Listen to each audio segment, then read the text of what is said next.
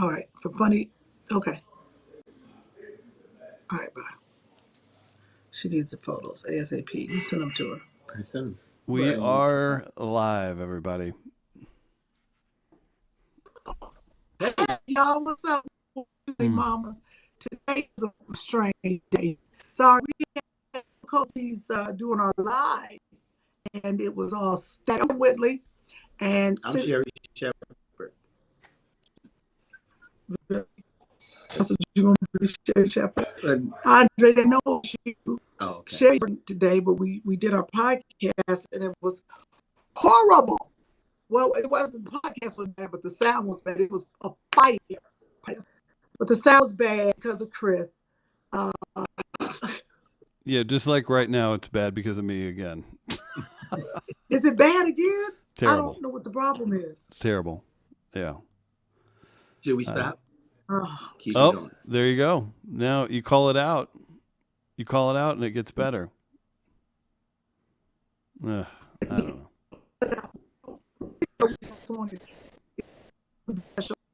This is a Q&A. Chris, go ahead and tell the people.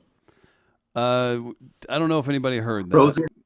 Yeah, Frozen. But we've got a special. We're gonna hang out. We're gonna have Kym do some Q&A with the fans. Andre's hanging out. You all can chat, have a good time with us. And then we were going to throw to the Regional Arts Commissions. It's basically called it like a funny TED Talk almost. It was an interview with Kym and Sherri that they did while they were here in St. Louis. Wonderful. The mayor was there. It was very fun. B-Flat got up on stage. It was a good time. I'm not sure what's happening with Andre and Kym's audio or anything else. Maybe try the computer one more time, guys. I'm not sure. Are you kidding? Okay. I mean, well... but I mean, every time you come back, it's for like 10 seconds. Are you there? Like right now, I hear you, and it seems like you're moving well. That's the first time, though. But shouldn't we just tell them play the thing? Why the thing's not long enough? We don't want the people just to see no, the thing. It's long enough. It's a 40-minute thing, though. So I was going to have them hang out with you, and so I know you've got a crazy day. So let's get some audience questions while we can. Are you there? Wait. Okay. Are you there? All right. Yes. Okay, we got it. Don't be mad at me. Well, I don't know. Do you want me to call on the computer? Yeah, try it. It's bad. Give it one more try.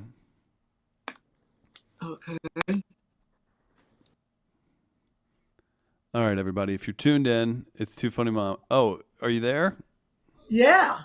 Okay. Looks like that might work. So were you logged in the whole time?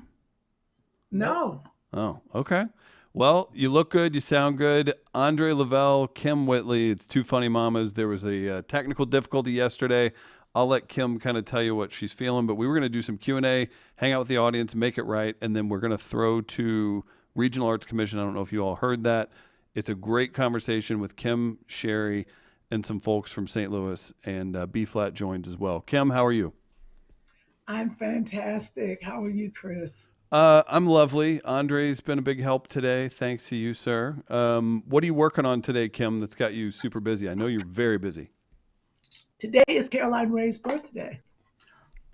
So, be sure to flood her DMs with inappropriate photos. Yeah, exactly. So going to the Comedy Store, hanging out with her. I got to put this audition on tape. That's a big audition, which I have to focus on. My parents, Daddy's here, and Scott. You know, life. There's life, and then there's work, and then there's, a new puppy, probably pooping everywhere. Doritos. And then my other girlfriend lost her dog this morning. I don't know if you know that. Boutte. I know. So you know. She is. And then there's the spam calls. I get 20 of them before noon. Well, when you sign up for all those celebrity sex tapes, that's what happens. That's obviously right. If you've got questions for Kym or Andre, drop them in the live chat. We appreciate you jumping on. Kind of a last minute thing. We hated the connection issues yesterday, so wanted to give you all some love back. Pack 93 is in the house. Anna Rosa's in the house. KK382, Yvette, CT, all kinds of folks. Charles Dodson says hello to Kym and Andre. Hey, what's happening, Charles? Mommy in Color TV says, I love your smile, Kym. Oh, thank you. I was just tweeting. Yvette Nicole Brown is on the talk today. Oh, that's Okay. nice. Yeah. What's she promoting? Act Your Age on When Bounce can TV. When can people watch that? You can watch Act Your Age on Saturdays. I think we're on a hiatus right now. But we've done, because we got to wait till the basketball season, and then we'll come back. But Act Your Age on Bounce, and you can go to bouncetv.com/find us to see where to watch. Andre, what's been your favorite part of Kym being a part of Act Your Age so far, from a performance perspective? But she's a great actress, but I see it every day, just about. It's hilarious, this whole situation. Since Easter, it's been nonstop. So you think she's so talented? She's so talented. So it's we've had a good time. That podcast was good yesterday that we had. Really? They got messed up. Yeah, we was talking about New Edition and everything. So we was having a good time. So I'm antsy right now, right?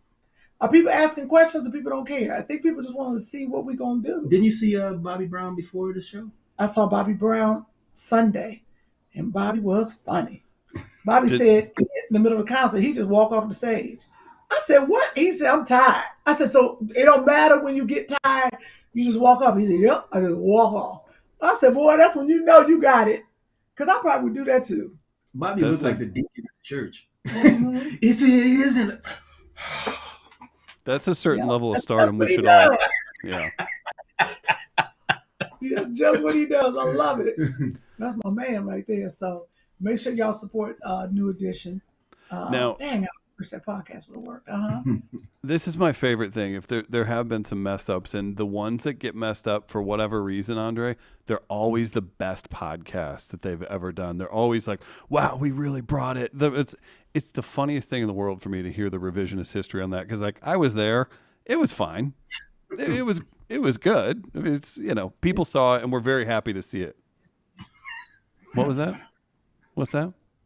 Nothing. Mm-hmm.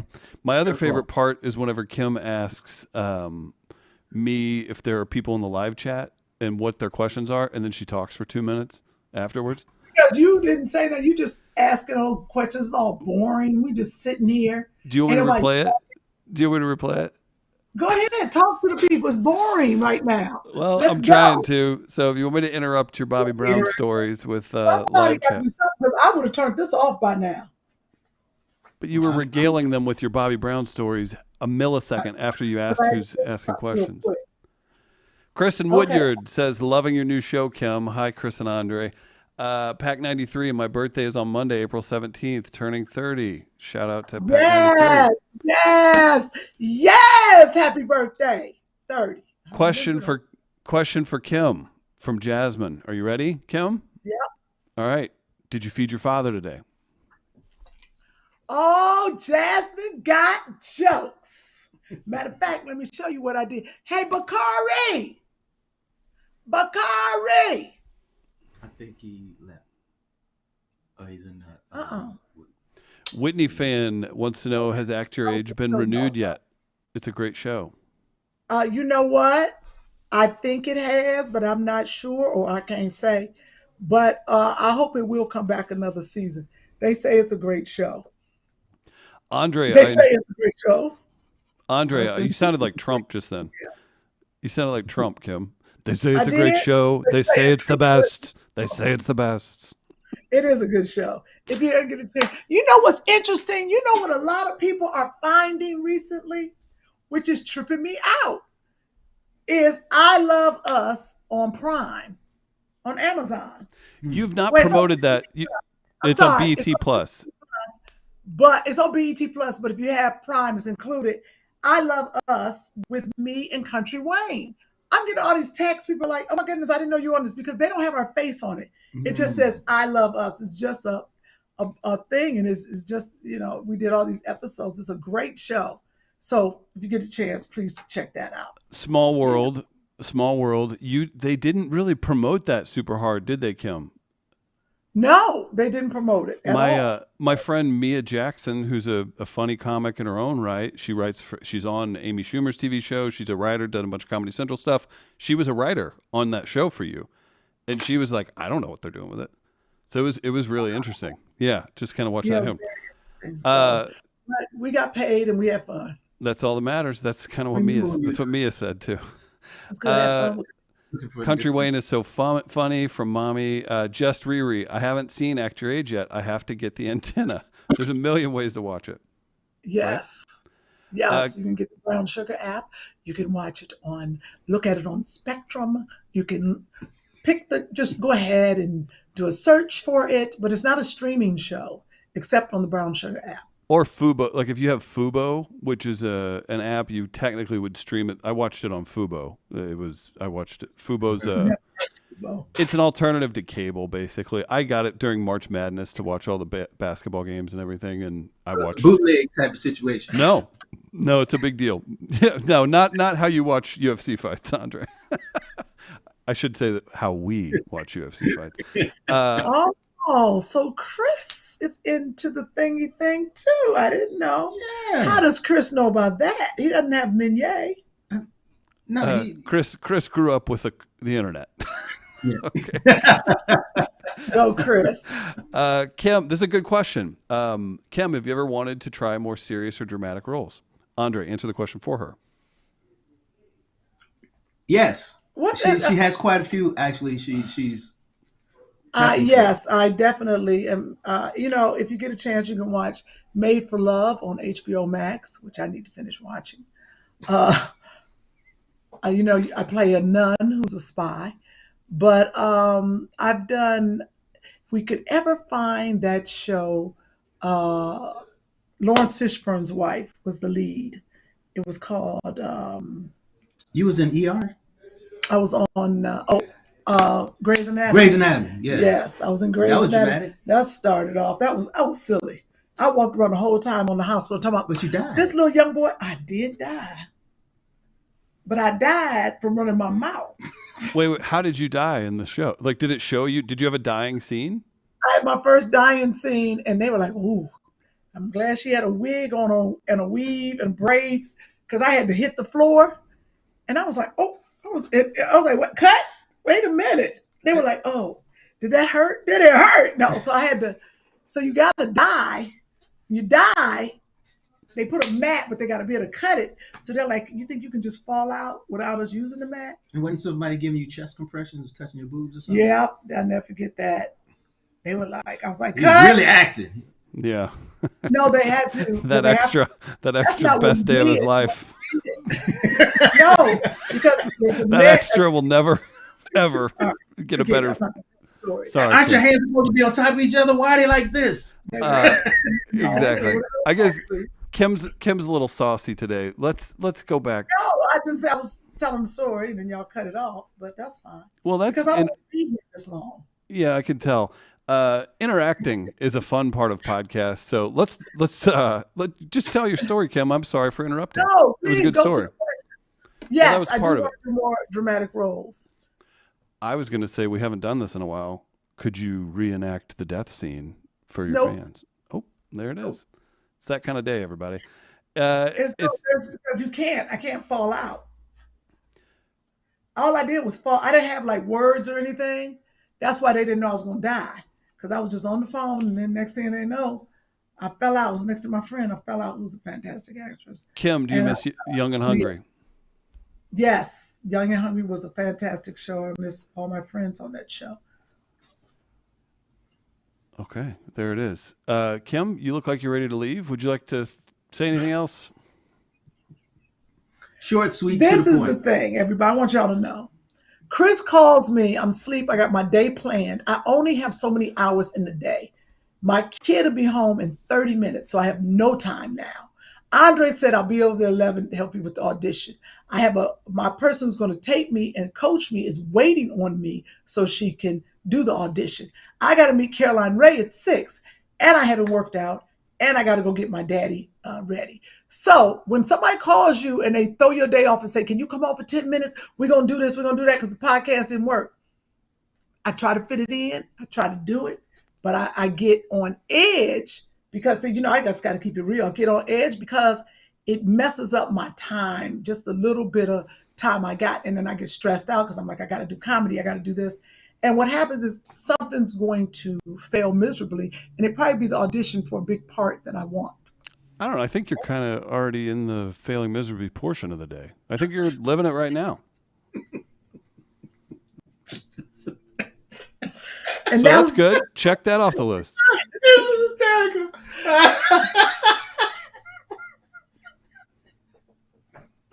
I'm sorry, that was fun. It wasn't that funny. Go ahead. And then Sherri gonna cuss me out for being nasty and mean. I wasn't nasty and mean to the people. I was just telling y'all how my day is going and what was going to happen. Y'all don't say nothing when Sherri goes off and says what her day is going to be. No, we appreciate that, and everybody's supportive in the comments. There's a little bit of revisionist history at 7:02 a.m. Central Time this morning. Chris, the podcast yesterday was not good. Don't think it should be posted. Not a great representation. And then I agreed with Sherri. This is in a text with me, you, and Sherri. Sherri. Oh, mm-hmm. That was at 7 a.m. and you were included on the text. And then at 7 a.m., Chris, I'm not up. This morning Sherri at Shepherd. 7 a.m., I wasn't awake. Sherri Shepherd. Sherri is on New York time. She's awake. I'm asleep. Okay. So then I got my girlfriend's text who said her dog died. Then I'd have been there for her. But no, you want me to worry about the podcast. Nope. No. It's your podcast. It changed my life. Your equipment wasn't working.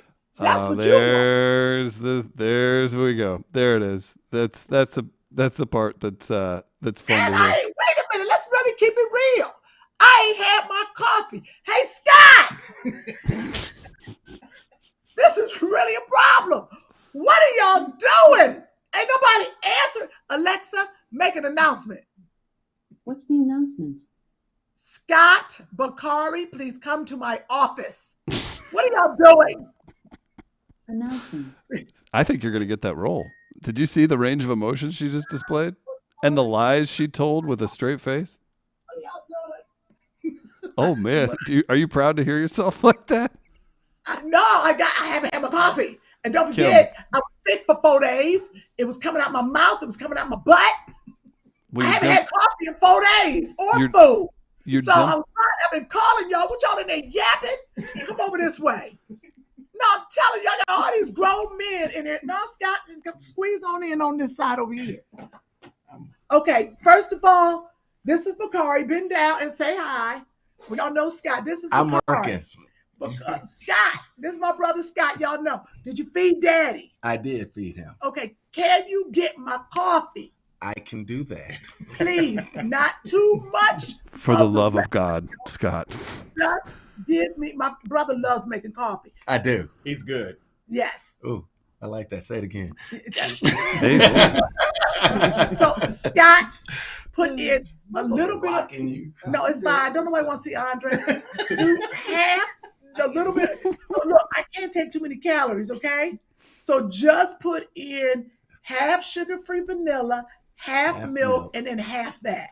And like do some half coffee it. art. Half it and some art. He does his coffee art. He loves doing that. But can you half the half? I can half one of the halves. So half, then I'll take the sweeter part. Wait a minute, half one of the halves. I'm going to give you more put some water in milk. it. Take the milk, put water in the milk. Okay. So make the milk like a 2% or a skim milk. Boom. That 12th grade education is helping. It's coming into play. You said 12th grade education? I got to have some coffee. What's that? I got a phone call, y'all. Who's calling you? That's a scam. So wait. You're probably right. That's the only time my phone rings. Scott, why did Scott brag like it's cool to get a phone call? I know he did. That's why he's the man. He made it seem cool. My brother's an architect. The building is probably falling. That's why they call it. Okay. But listen, this is Bakari. Bakari is a chef extraordinaire. He came and did a great Easter brunch for everybody. It was probably about 30 people. 30. And Kym hasn't let him leave since.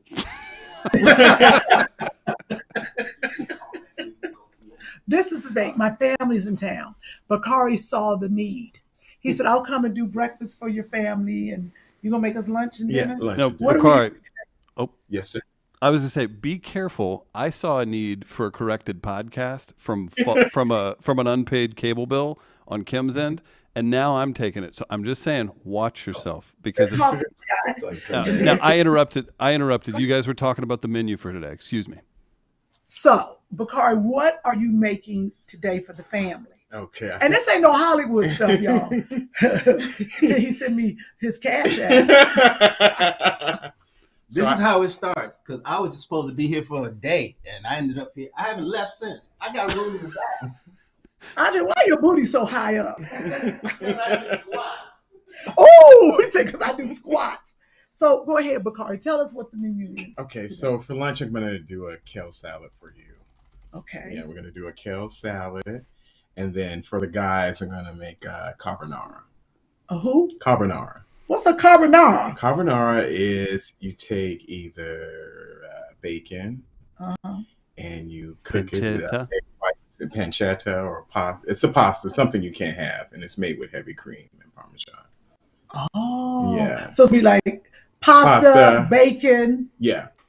You can use bacon or pancetta. And you put cream in it and what else? What's pancetta? Pancetta is like a Italian fancy bacon. Let's just say that. Oh, okay. Kym, the place where the white dudes and black women go in L.A. They have carbonara. They have what you call it? Carbonara, right? Carbonara. Mm-hmm. So Chris took me to this restaurant over like West Hollywood, kind of. Okay. It was Jones. like Jones. Oh. It's an old tavern. Ooh. Jones. It's a famous cocktail bar. All the black girls hide with their white boys. Oh. It was interesting. And then I was cracking on them, and then I was like, look at this bullshit. And all of a sudden I looked up and I was with Chris. I was like, oh, this is interesting. Where they go to hide they black women?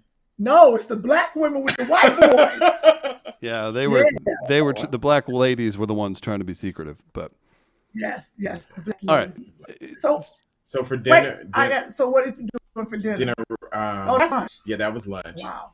So dinner, I'm just gonna roast the chicken like English style. Like you basically roast the whole chicken, wash it, pat it down, and then you salt it, and that's it. Stick it in the oven, 2.5 hours. Just put salt on it. Just salt, and the flavor is incredible because it creates like a coating, like a bronzino, and it's like it's cooking on the inside, and then the skin is crispy. It's so good. Oh, y'all hear that? Well, tell people where they can follow you. You can follow me at #1 Bakari Bernard on IG. But is that the number? Wait. Wait, hold up. Chris is like, wait, he got it. I'm gonna get you in the live chat so people can make sure to see it. What is it? Like number one? Yeah, #1 Bakari Bernard. Bakari. Bakari. Bernard. Bernard. Bakari ain't no joke. Yeah, he ain't no joke. He not only does, he can do soul food, he do vegan, he can do whatever because you work with a lot of people. Yeah. Ryan Gosling, Margot Robbie, Common, who else? Kenya Barris, all kinds of people. So when Common was trying to get in shape to do them action parts, you helped him get in shape?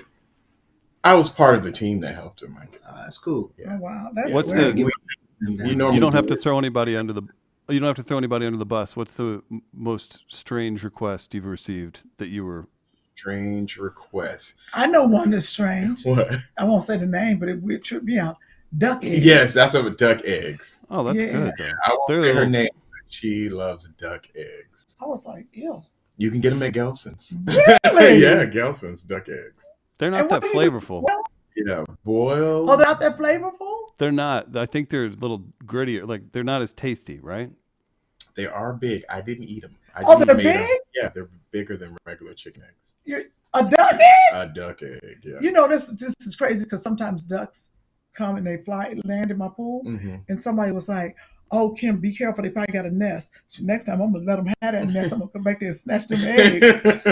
Now, Kym, you wouldn't know what to do because you'd end up getting one with a baby duck in it, and you'd crack it open, and there'd be a duck fetus in it. I don't want to talk about that. Oh, that would make me sad. Do you prepare duck? Have you ever made duck? Yeah. Oh, yeah. Oh my God! Do you know when I tell you this is the most highbrow Hollywood podcast ever? I have gone from here's a chef to where is my coffee? Where is my coffee? To when the ducks land in the pool. I'm not right. When Joshua went to Paris, when we went to Paris last year, yeah, Joshua ordered duck. It was the best thing. He was like, Joshua ate it like what? I had to shave Dan. Did you shave him? I did shave him. Did you shave him with a new shaver? The new shaver. Did he like it? He likes it. Okay, so now we're going to wash him. Now we're going to bathe him. We're going to bathe Daddy. I think he'll like that. This is going to be a first. I don't know if I'm ready. No, you got to do it. When your parents get older, Scott, if it was mommy, if it was mom, who would bathe mom, me or you? You. Exactly. So it's Daddy. So I need you to get up all up in there. I'm scared, man. I'm scared. But this is the thing. That shower got a hose on it. You don't have to. What you do is turn the shower on, get the water warm. Do you know and how step low in you get to 89 years old?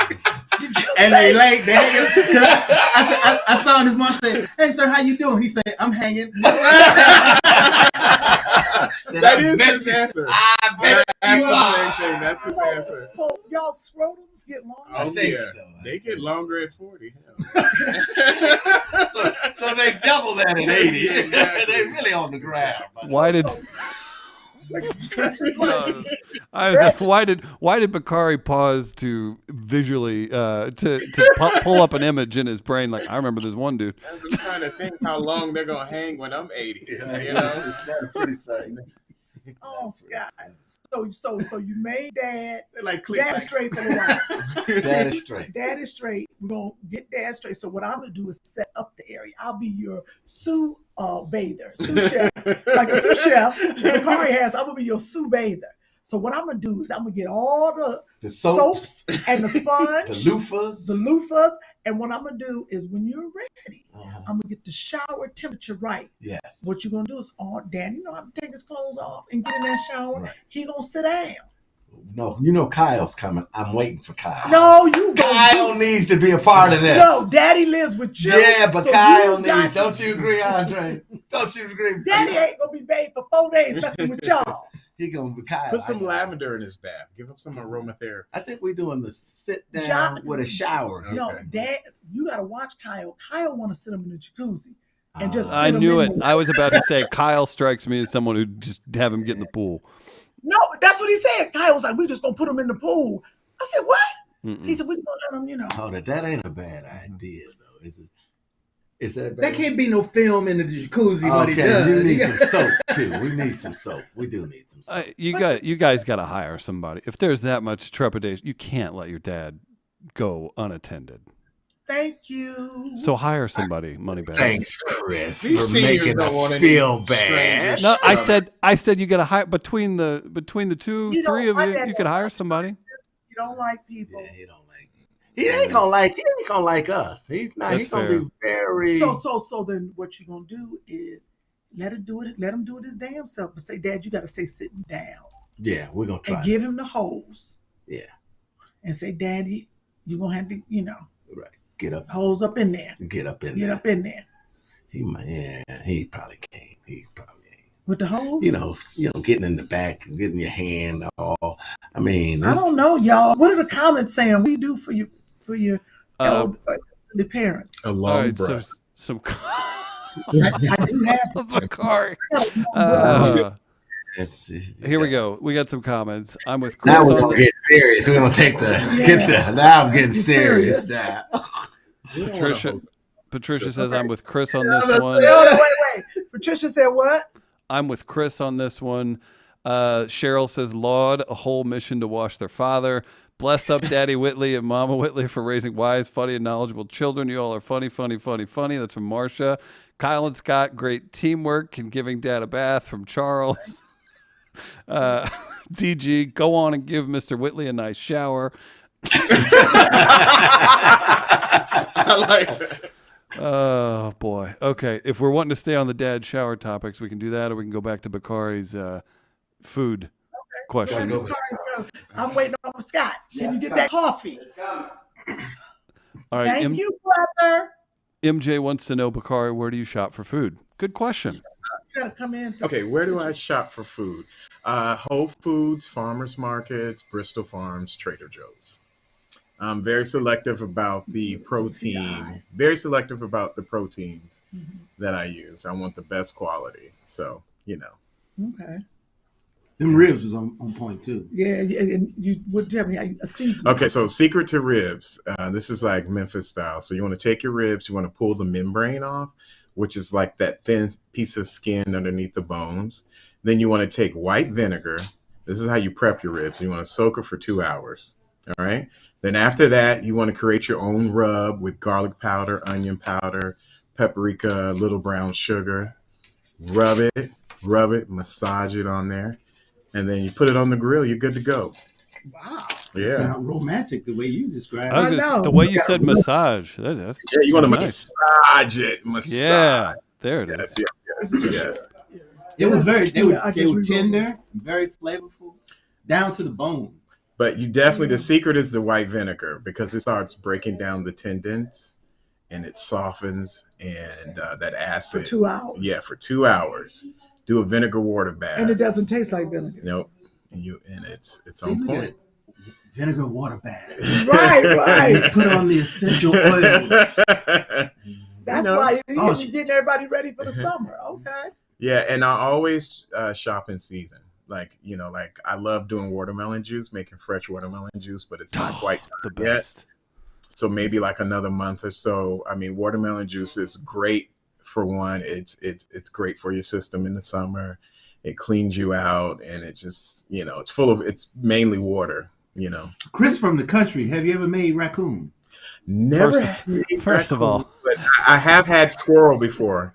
I've heard the only way, since you brought that up, Andre, I have done some chasing of raccoons, and I've heard that people in like Louisiana, like you really have to boil, and it's basically you just boil them because they'll taste like an old leather boot.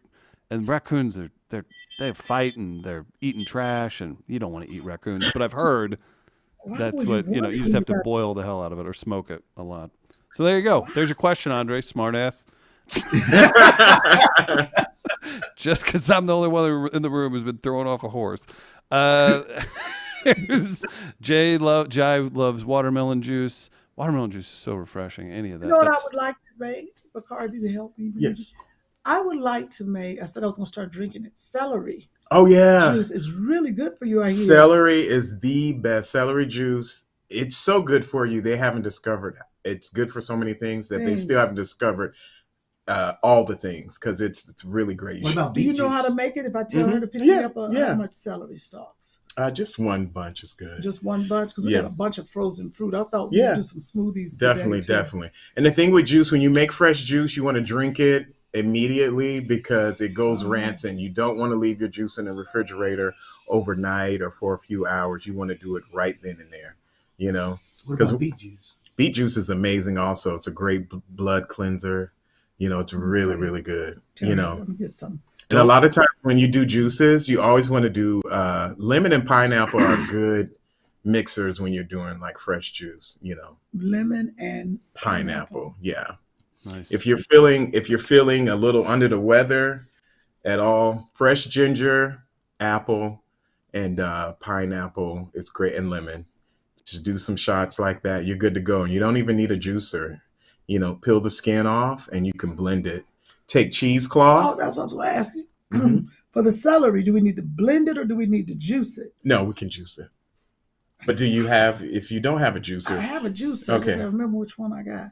I got something. Yeah. Even if you don't have a juicer, I have a strong blender too. You use cheesecloth or a vegetable bag, and you put the pulp through and you squeeze it through. If you don't have a juicer, you can blend it. And after you blend it, take cheesecloth. If you don't have cheesecloth, the best thing is a vegetable mesh bag. Put the pulp through and squeeze it.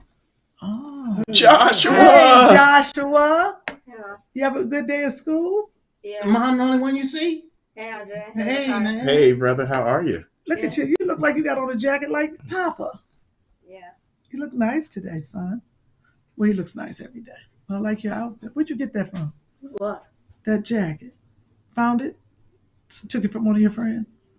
I No. knew it. I could tell, boy. Kids come home with boy. up clothes. Whose jacket is that, Joshua? Frankie's. Frankie's back? Wait. He left this over here when he came. Oh, he left it over here and you never told him the jacket's here? Yeah. All right, I got to tell You his mother. stole the boy's jacket. Joshua, are you He hungry? said he didn't like it anyway. Well, he Joshua, can't. The mama pays for it. are you hungry? Yeah. You are? Okay. All right. Let me get you something to eat. Bye, you guys. You know, Follow Bakari on Instagram. I've put Bakari's the You the want a hot handle in the dog? live chat. No, Yeah, he don't like hot dogs. he doesn't like hot. I thought he did when you We were can't asking find me. the hot dogs. I found him. You're kidding. Yeah. I'm telling him not to get.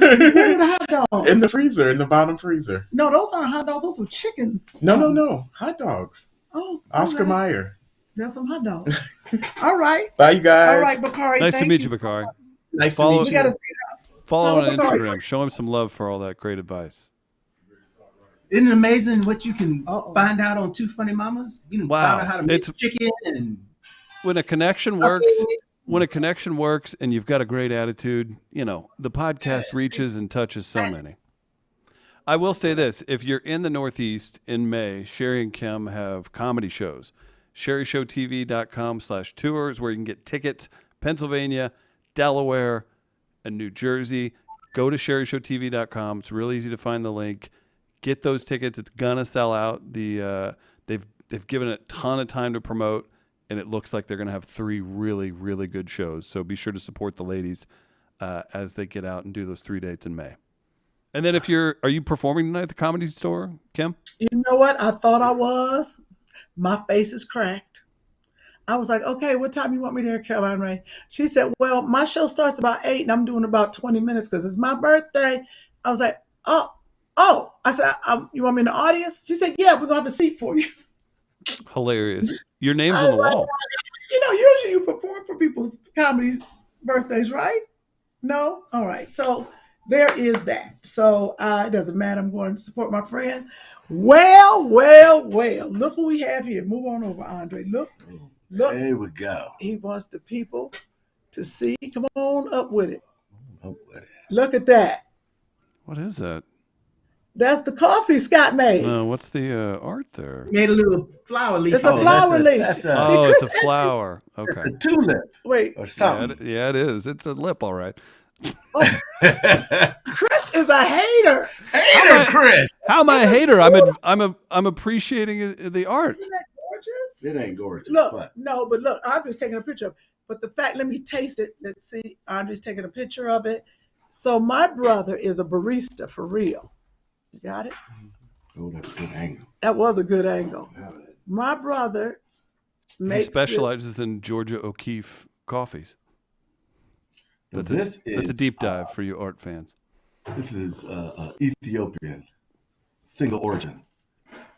Okay, that was good. Oh look, Yeah, back it up a Get the little right bit. angle. Yeah, Oh yeah. get a better angle. That's some fine work, sir. Great job. Is that good? Perfect. Not too sweet, Is it good? not too tart. Good job, Scott. I need you to work on your cannabis leaf because I'm thinking. Yes. Yeah. Oh, that's a good I like idea. that. Go for the cannabis leaf. Look. Exactly. Yep. Well, fans and friends and everybody else, Kym Whitley is much better. She has had some coffee. And all this male energy around me has just livened me up. So I just want to thank y'all for watching Two Funny Mamas. I want to thank my brother Scott, and I want to thank y'all for encouraging him to get that wash on. Come on in. I want to say, I can't believe my sister had me in public talking about my dad's balls. That's all I got to really.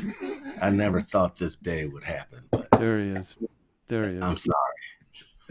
I'm going to have remorse. I'm going to be like, was that a good thing to do? Yeah. Let me tell you something.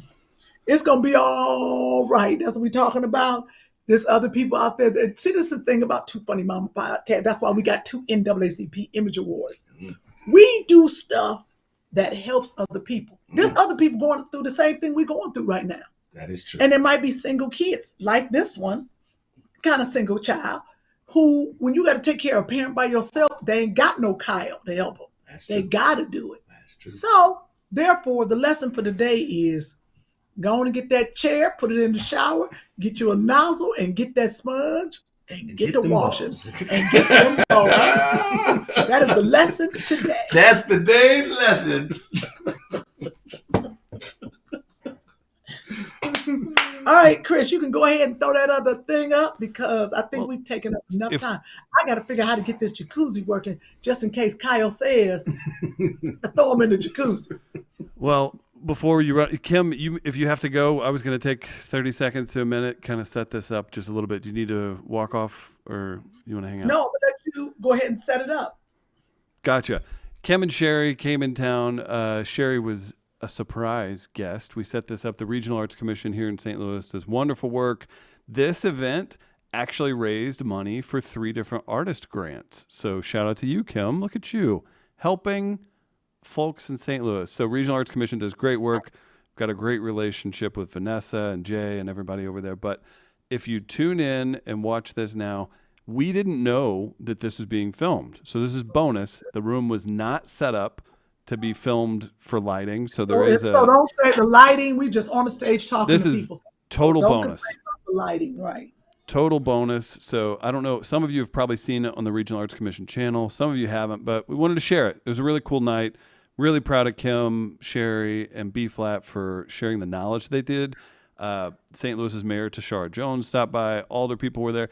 It was just a really cool, I just kept saying it was like a funny TED Talk. And it was great. People really enjoyed it, and they've been talking about it ever since it happened. So cheers to you, Kym. Great job. Well, thank you. We had a good time. But I also want to make sure we mention there are tickets still left for me and Sherri's 3 shows. That's right. Sherri showed the links in the live chat and the description. Okay, great. So make sure you check that out. And please just enjoy this. We had a great time, and we hope that you have a great time watching it. Absolutely. Shout out to Andre, Bakari, Scott, everybody, Joshua. Follow Bakari on Instagram, Sherri, Kym, Andre. Follow all of them on Instagram as well. We'll throw to that. Great job, Kym. Good luck with the audition. You're going to nail it. Thank you. All right.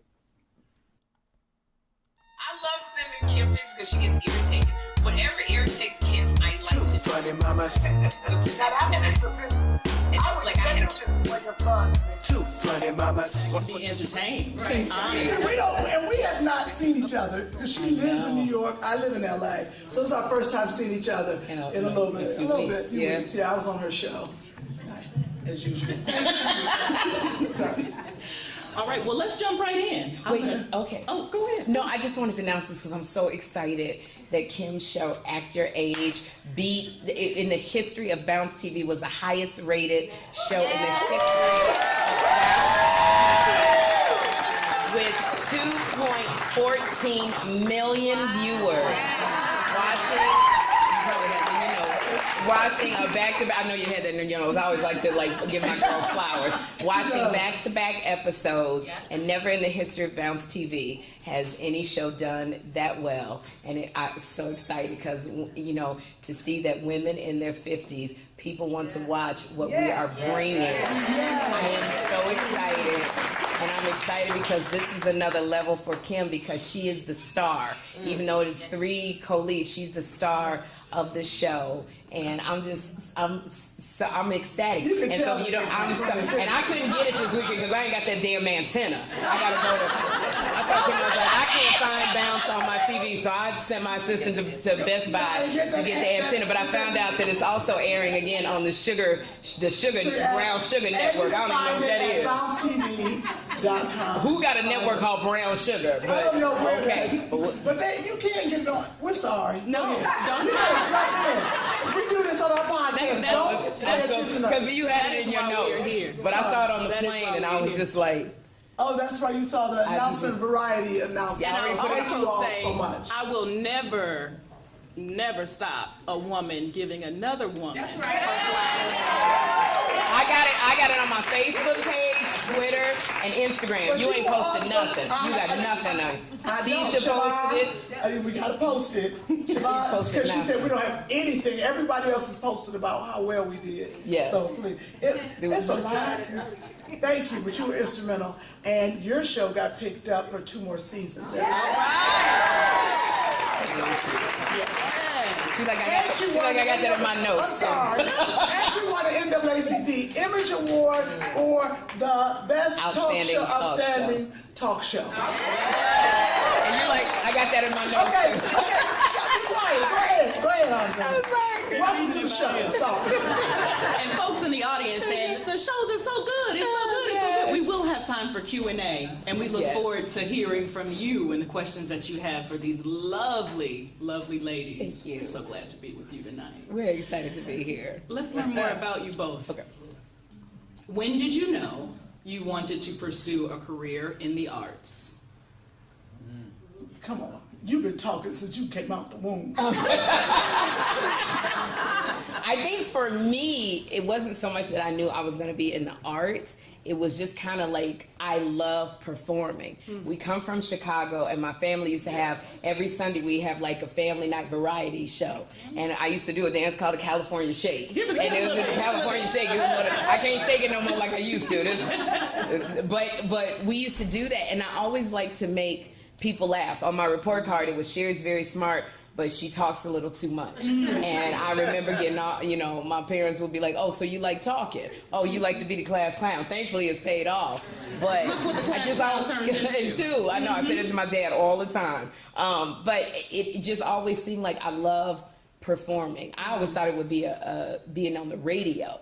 But interesting. Yeah, but we did do the radio. But and it just seemed like my life kind of went that way, being a legal secretary and going to a comedy club and starting stand-up. So it's just like when things are divinely ordered, when I look back, it always was something where I performed and made people feel good. Yeah. And then it was only like maybe 15, 20 years ago, I went, oh, this is what I want. This is my purpose. Making people laugh and feel better. That's you. I was going to say, it's pretty much the same thing. I think when God puts something in you, we have several talents, but there's that talent that you go to all the time. You think about it. If there's something that you love to do, and you would do it for free. Yes. Think about that. That's the thing you're supposed to be doing. You're like, I can do Absolutely. this, I can paint all night long. That's the thing I want to do. But that's how you find It's something in you that you have to. Like when we met each other, it was at a comedy club. Kym walked in. Well, I would always see her on commercials. She was always that girl with the pretty dimples and with a big smile. And she was known as the girl that did commercials. And she walked into the comedy club. And she, like when Kym walks in, as you know, even when she got on stage complaining, she's there. And she walked in the comedy club, and I was a shy girl, and I was like, wow, I want to be her friend. And she just drew people to her, like, Right. And you were so plain and. I was not plain. I don't think I was plain. I mean, yeah, I was plain. I had my hair in 2 little French braids with the bows on the end and like the Bobby style. You were like, Eddie M. I was like, oh, I know. But we were at a comedy club, and it was like, and we did that for free, and we were there all the time till late at night, and doing comedy for that's free. the same thing for both of us. As an early age, you don't know what you're going to do, but you have that in you. Yes. So if you have children and you see that, kind of nurture that. it. Yeah, absolutely nurture it. Absolutely. And give your children all the experiences. Because my parents would take me everywhere. I didn't know what I wanted to do. But if I didn't see it, they took me to go skiing. I couldn't stop on the skis, so I knew I didn't want to be a skier. But they gave me that experience. So I think if we expose our children, they'll know what they want to do. Kym, is it correct that your paternal grandmother was an actress? Oh, wow. They've been digging deep. Oh my God, I didn't even know that. What? Yes. I come from, I do. They're all theater. My Aunt Gloria and Uncle John, opera singers, my grandmother, actress. And I didn't realize this because now my nieces. Your niece is on, because she's in a big major Right, one's on Broadway and the other Yeah. one is doing movies. And yes, I would say, Yes, it was the gene. Now I feel bad for teasing her because I always tease Kym because her father is an identical twin with her uncle, and her aunt, they're architects. Her brothers are architects. They have an architectural firm in Cleveland. They've built most of the big stuff. Huh? We overcome. Okay, but you know what trips me out about it? And I would always tease Kym and go, all her people in her family are professionals. And I would go, how the heck did you freaking become a comic and an actress? I know. But you never told me that you don't be telling people stuff. This girl invents every invention. Kym is so smart. She has inventions out the wazoo. And she never, this girl is secretly a billionaire and never tells anybody. I never knew that. You forgot? What you forget? Because you definitely will do I love that you did your research because I do forget about that. My cousin, how I even got interested in acting, because my cousin is, well, he was, God rest his soul, Ron O'Neal from Superfly. Oh, that's right. I know about Ron O'Neal. You know about Ronnie. Right.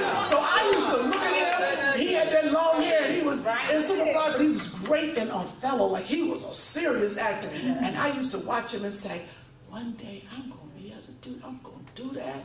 I'm going to have that same hair.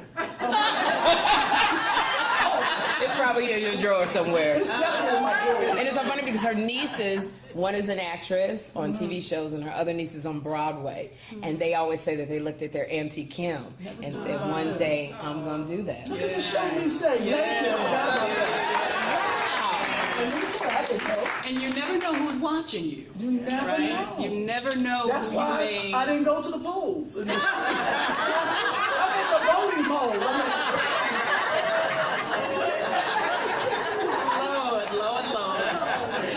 Let's talk about Two Funny Mamas. Tell us about the origin story of Two Funny Mamas, and what do you love most about this two-time award-winning podcast? 52,000 subscribers. No, we at 60 now. We over 60. Yeah. Pushing 70 now. Almost 300 videos. We would like all of you to go on YouTube, go to Two Funny Mamas and hit the subscribe button. Thank you. Yes. How did that come to be? Oh man, I'm gonna tell you, but I thought of something too sometimes. Yeah, I want to tell the truth before Kym start lying. I have wanted to do something with Kym Whitley for a long time. I really wanted to do a talk show with Kym Whitley, and we could never. Kym is so chaotic. It just never happened. Yeah, she's so chaotic. I literally was like, Kym, we'll pay for the pilot, we'll shoot the talk show, we'll go shopping around. She was always too busy. So I was like, what can I do with Kym? Because we just always had a chemistry. We were working together on the Tom Joyner Morning Show. What were our names? TT and Tata? Tom named us that. And I just always wanted to work with her. And I said, podcasts were just happening. And I said, Kym, let's do this podcast together because we're so funny. We used to make so many videos on the show, on the radio show, and put them on Instagram, and we would get so many comments. This was during the time nobody knew what a podcast was. No, it was a lot of podcasts. No, you didn't know what a podcast was. True. It was a lot of podcasts. And I kept asking Kym, and Kym is she'll go, yeah, but she don't really mean it. And so I would go to my managers because I said, this could be big. And so Kym kept putting me off, literally for 3 years. It was longer and longer. Last interview, it was 2. Now it's 3. Go ahead. It's 3. It was 3. That's why I wanted to tell the truth, but she started lying. So I went to my agents and managers, and they loved the idea, and they couldn't get it together with Kym, and it just never worked. And they said, well, why don't you do it with somebody else? So they started, all of the female comics actresses that you know, they threw at me, and I said, no, it has got to be Kym. And then friends started saying, Kym not gonna do this. I don't think she likes you. And I was like, you think she don't like me? But I said, I'm not gonna do it. If it's not with Kym Whitley, I just don't think it's gonna happen. And one day she said, yeah, and I told her, I said, Kym, I will pay for it. I guarantee We're gonna make money. I'll pay for it. I was like, cool. Let's do this. What took you so long? I said, no risk to you. We actually we were going to do the podcast at Kevin Hart. Right. He's got a whole podcast studio. And we were going to tape it there. You know, I stayed up all night doing the research, getting our LLC, trademarking. I did all that. We're going to use this recording in court. Yeah, I am. Because I'm a 51% owner. Every year she comes, she wants to fight the 51% ownership. But I do all of the work, all of the business, everything. And so I said, Kym, you don't have to do anything. I got the graphics. We didn't do nothing. Chris, Midcoast Media, you found the people. I found everybody. You didn't do nothing. First of all, it was during the pandemic. You ain't had nothing else to do. Let's really get honest. I was single and I was lonely. And Sherri got to have something to do. So I let her put the little podcast. I was like, go, Sherri, go. And she said we were going to do it. And then the pandemic happened. And we went into quarantine. So we weren't able to go to Kevin Hart's thing. But in the middle of that, it was so funny. Because I trademarked everything. I got the patent, everything for Two Funny Mamas. I got the incorporation papers together, our LLC, everything. So in the middle of that, I think I had taken out on Twitter Two Funny Mamas at Two Funny Mamas. And Chris from Midcoast Media, I had done some comedy here. Was it Levity Live, I think, or Helium? And Helium some years back, and met Chris when he interviewed me on his podcast. So he just happened. But I don't believe in just happenstance. I believe in God orders steps. So I'm going to say he happened. He just happened to call to say, hey, I saw you had the thing. What's going on with it? And when I told him what I was trying to do, which is why sometimes you have to just put it out there. And then God sends people to assist you. And he said, well, this is what I do. And I was like, what? And he said, I can help you guys. So then I went to Kym, and reluctantly, she got on board with me. And the whole time, her foot was in the camera. She was rocking back and forth, eating on the podcast. We did it on Mother's Day, remember? That was our first. And I was like, I should have went with Lonnie Love. This don't make no damn. I could have went with Cheryl Underwood. I could have went with Niecy Nash. Every time she was like, look at my toe. Look at my toe. And I was like, why was I waiting? But it turned out to be the best thing ever. Now you gonna lie and tell your side of the story. That was good. That was pretty good. I forgot about that. And then I sent her all the papers, contracts, and I said, Kym, I'm taking 51% because I'm doing most of the work. She's like, yeah, whatever. So I sent the papers. I'm like, Kym, look at the papers. If there's any question about anything, I'm happy to explain everything to you. I'm gonna take care of the money to advertise it. Yeah. Now every time she like, I didn't know you were doing this. I didn't know I wasn't getting this. Why I'm not? And I go, I sent the contract. And this is what she said. She go, you know I don't read that stuff. And now Chris knows. Ain't nobody got time for that. This is what she said. I got people to read. So I like to put this on film every chance I get because I know she's gonna sue me. It's just gonna be an unsung. They always ring. The group broke up. One more Image Award and we're gonna have problems with Kym. I just know. Without a doubt, you are both two funny mamas. Two funny mamas. So let's chat a bit more about motherhood. Let's talk about what influenced your decision to become a mother. Ooh. I didn't mean to take it low now. I didn't mean to take it low. That was one night stand that just turned into just... Don't listen to her. It was not. My God. Okay, that's a great Your question. story's more interesting. Okay, but even interesting. You were married. Did you decide to have a child, or was that like a oops, or y'all just, I don't know what y'all do when you're married. I ain't never been married. Y'all sit out and say, ooh, But you've been engaged 5 times. You gonna just say everybody wants to marry Kym. When I say how many engagement rings she just has no follow through. We're talking about children. So I decided. They always want to marry Kym. See what happens? This is when Kym starts. She gets Like they get engaged to Kym. Kym is beautiful. We're talking about and these children. men, yeah, I know, because they come and they get with Kym and they're like these big, strong, hulking, like fine, gorgeous dudes. And they come up to Kym and they get with Kym and then they get a ring on their finger. Then you see them like 3 months later and they're like, "Have you seen Kym?" I ain't seen my woman. Sherri, she coming back. That's her sister. If we could buy that in a 6-ounce bottle at Sephora, I would be rich. you would be rich. Oh my God! No, but Well, that's tell your story about Joshua. Joshua. It's much more But interesting. I am interested in that. Were That's you what I'm asking plan you. a child, Tell but your do you story plan- about Joshua. Did Okay. you plan? Yours is much more. Mine you wasn't talk planned, about- and neither was yours. But you were married, No, right? mine was intentional. I was That's married. what I said. So yours is much. Just go and tell I just me. never asked you that. First of all, stop bossing me around in front of strangers. I told you about that. Okay, so I would say that mine was. Well, I said if you ever watched the show Raising Whitley. Oh yeah. How many of you have? Many. Joshua, of course, mentoring a woman, and she had a baby. She left him at the hospital, and she left my name and number. And like you say, God orders your steps. Yes. And you put it out in the universe. Oh, I want to, I want a kid. I want to be a mother.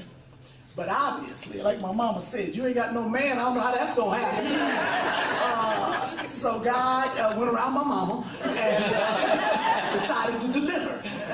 And I had probably about 2 hours to make a decide if I wanted to. In my, thank God my mom and dad were visiting, and my mother, I went outside and we sat on the bench. And I was like, "Mommy, I can't take this kid. It's not like a puppy. I can't just take a kid. It's a human being." And my mother had real talk with me, and she said, "Honey," she said, you don't have any children. You don't have a man. You're about 99 years old.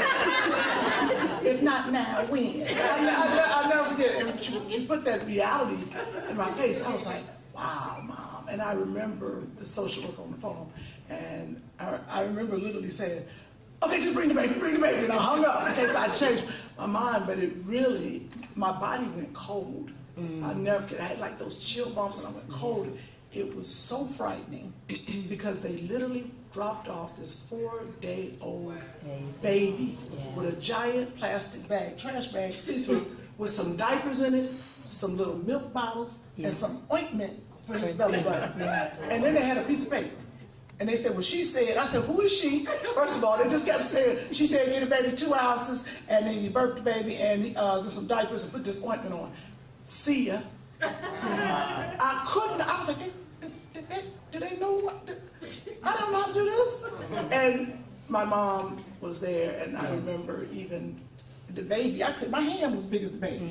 And I said, "I can't change it. I don't know what that is in the diaper. I don't know what it is." So my mother took Joshua, and this is really one thing that was the craziest story when it's ordained. I remember I was like, "How do you name a child within?" Because the hospital said we need a name to put on the birth certificate. How do you name a child with something that they have to live with for the rest of their life? I'm looking around my kitchen. I was like, "Ooh, pepper towel." I said, "That ain't good." So, KitchenAid. Yeah, that's a good name. So I literally, I ran and got the Bible. I did. I ran and got the Bible because I was like, "What do you do when you can't? I have nowhere else to go." What do you do? Come on, You can't find a name. I don't know where you were going, but I jumped in. That's that dual T. So I opened the Bible, and I never forget it. And I just said, "God, what do I name this child?" And I'll never forget this. I heard a whisper in this ear, and I heard, "Joshua." And let me tell you, I never liked the name Joshua. I said, "Oh God, you got jokes." Because they always call him Josh. And it wasn't, I was like, "Joshua, what's that gonna do?" But this is why I knew the name meant something. I was at the Delta Convention in DC some years ago. It was 30,000 people. I walked out on stage with Tommy from Steve Harvey's show. Nephew Tommy. Nephew Tommy. I walked out on stage. I heard 30,000 people say, Joshua, Joshua, Joshua.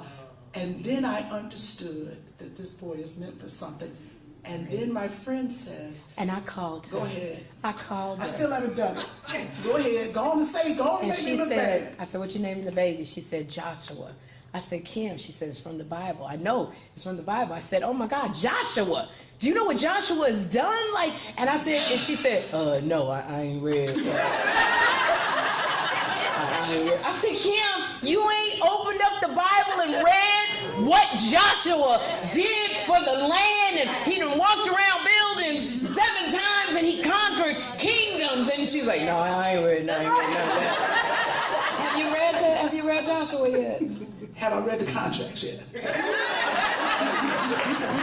I ain't read it yet. Thank God you a Delta. There was 30,000 Deltas. But you told me the story. I got the little cliff notes. I figured it was good. Kym, when I tell me I jumped in. Jump in. This was the most. This like you got, and nothing is by. It is all by design. Yes, This was the most ill-equipped woman to have a child.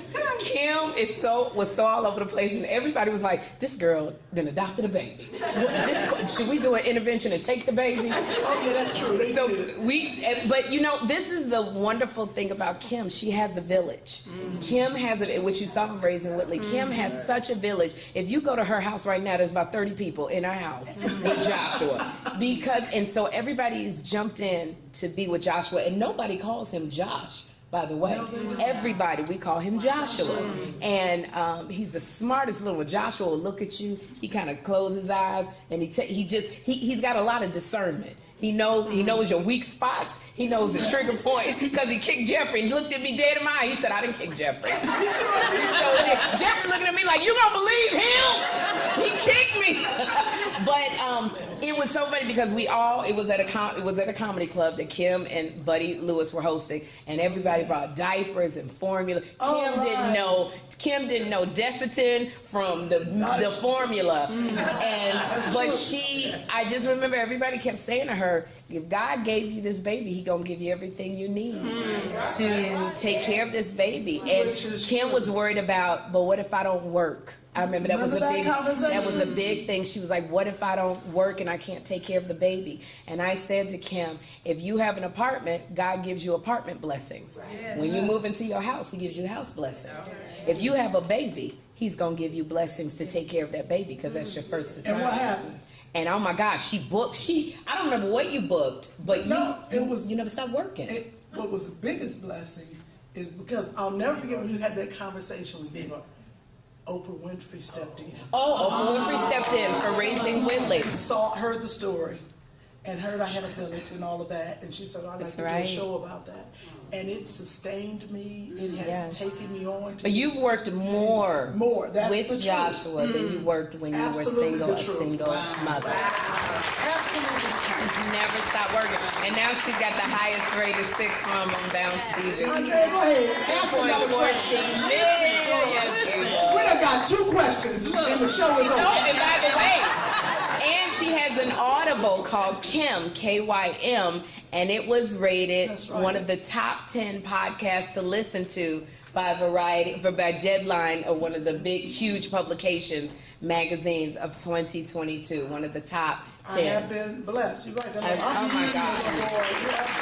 You told me that. Wow. I was so afraid. I'm sorry. Go ahead. No, listen. What's the next question? That's what it's about. I told you it was interesting. And let me know the ribbon that's running through these conversations. And that is a spiritual one. You ladies are clearly believers.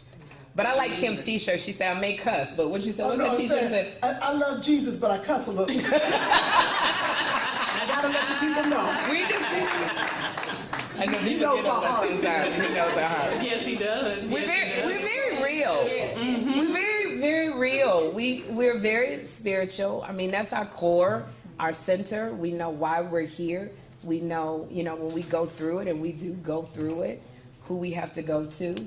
to get us through it, and that's something we've always been, but we just really real. So you're gonna hear in our podcast we talk a lot about sex. Cause hell, we too. Why single. you gonna say that tonight? That didn't ask nothing about I that. know, but I was talking about our relationship. Like, we're not real religious, but we got a great relationship. You have a foundation. We got a foundation. Like we curse a lot. Like, we curse a lot. I'm sorry. I'm glad I didn't. What's your next question? Okay. It ain't a I'm lot. just saying, we're married. It's not a lot.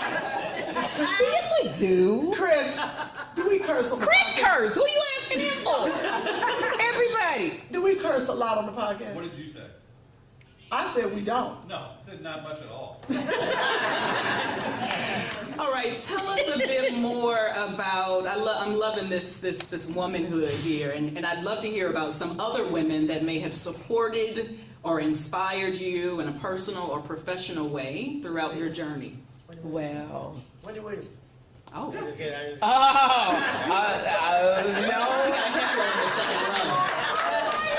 all right. That's all right. Who inspired you? You have a lot of women in your life. That's you got a lot of good friends. You know, what you don't even realize is, it's so funny, is that I have won, in this last week, 2 awards. One to BET on Sunday, and one last night. Yes. Through, with Town Dion Cole. Magazine, Dion Cole, Central Entertainment. Yes. But St. Louis, and Guy Tory. And And I was the only woman. But what's so interesting is in my speech they say, I say will be Marsha Warfield, and then I say Sherri Shepherd. And I know people probably think that that's because she's her friend, but I didn't tell you in one speech. I said, because Sherri Shepherd would like me to shamelessly plug our podcast. I said that, but I call her my manager's manager. I can call Sherri for anything and say, what do you think I should do? Should I do this? Should I take this job? And she always has great advice. So when you say inspire, and then when I call her, and I was like, girl, you so smart, and then I can do this. She always like, no, Kym, you have it in you too. You can do this and that. And I remember at a time when I was just doing black sitcom work, and Sherri was doing all the white sitcom work. I was known as a black girl on all the white TV shows. Yes. That's the thing. And I was known as a black girl on all the black girls. And I was like, oh, Sherri, I got a show on ABC. What do I do? I'll never forget, I was walking around in that office, and I called you, and I said, what do I do? And you were like, you do you. You do the same thing, Kym. You got this in you. And that was way early in the career. Wow, that was a so long when you say people that inspire you, you never know that the woman next to you is your inspiration. That's really nice. And literally, the woman next to you is your inspiration. And I want to say, even a woman I met tonight, Mayor Jones is in the house. Yeah. And I just met her. Tonight, she's my soror. Yes, she is. Why you calling out your sores? I might have to call out my sores. Don't do it. Just so we know what time it is.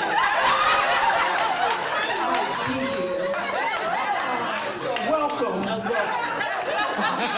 She inspired me within, we talked, 5 minutes? Yeah. And just hearing her story, I was like, what? Huge And I was like, inspiration. you're the man, you're doing it like that.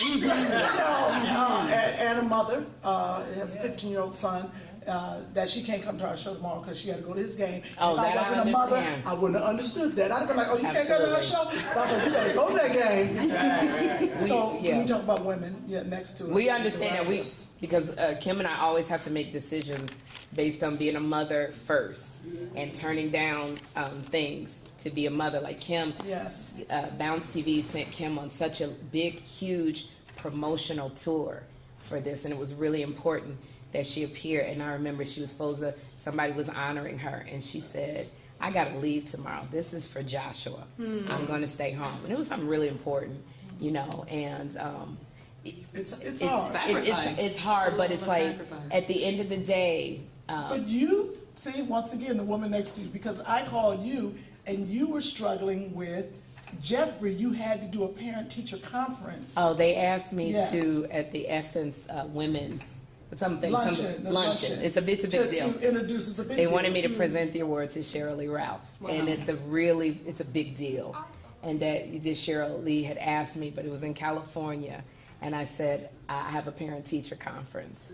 I have to attend. And everybody called me. I mean, I got all the phone calls and, you know, just Sherri, but all the brands that you want to be in front of, and there's all these directors and the big people that's going to be there, and this can help you. And you know, that one thing goes, that thing that goes, oh. And I said, no, I got a parent-teacher conference. It's important that I be there to learn about what my son is going through. He's 17. The window is short for my son.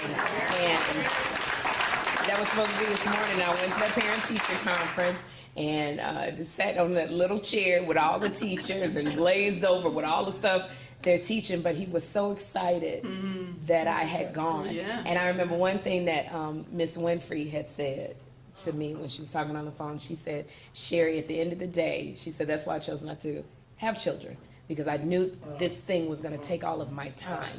And she said, at the end of the day, Jeffrey's not going to want to, he's not going to want to hear, I did all this for you.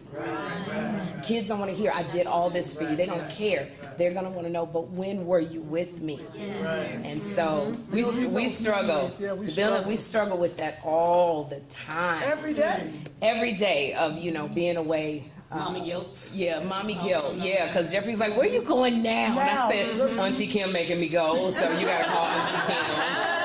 Oh yeah, I throw you under the bus all the time. It's absolutely. So we understand. You got to be with you. Absolutely. We admire it. That's number one. That's number one. A few more questions, and I'm going to turn it over to the audience. I feel like you have 40 questions. I and do, you just but you interrupted know what? everything. It doesn't even matter what's on the paper, because this conversation has been so rich, so rich. And your sons are so lucky to have you as... Yeah, Jeffrey don't think so. He like, but Jeffrey said to me the other day, he was like, why can't you be like regular moms and work a regular job and wear your own hair?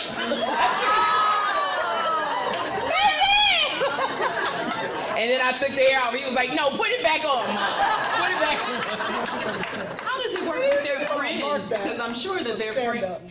Mark that, please. Mark that on stand up. Everything is a joke. We think about putting it on stage. What she just said, so I'm sorry, we go on tours. B flat, can you mark that, what she just said? Thank you. So when she can put it in her stand-up, it's very funny. It's a whole premise there. I'm curious to know how this works.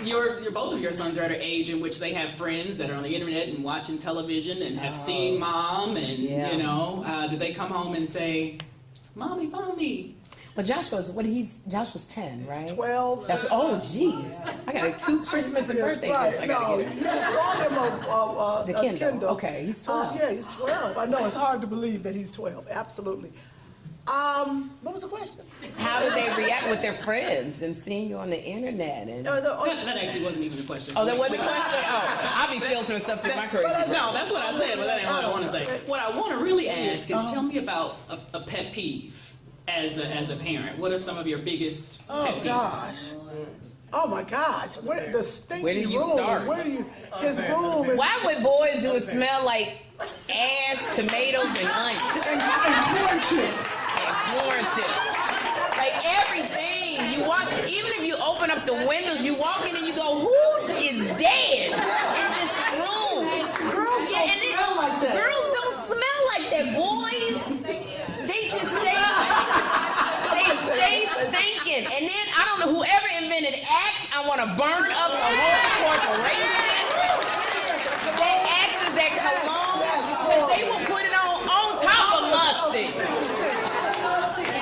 Jeffrey, it is just not, you can't get this from me, the smell that is emanating. And then boys like do that nasty, they fart and leave a room and they think it's funny. Oh yeah, they do all kind of stuff. Gosh. Like what about I don't know why Joshua will not flush the toilet. What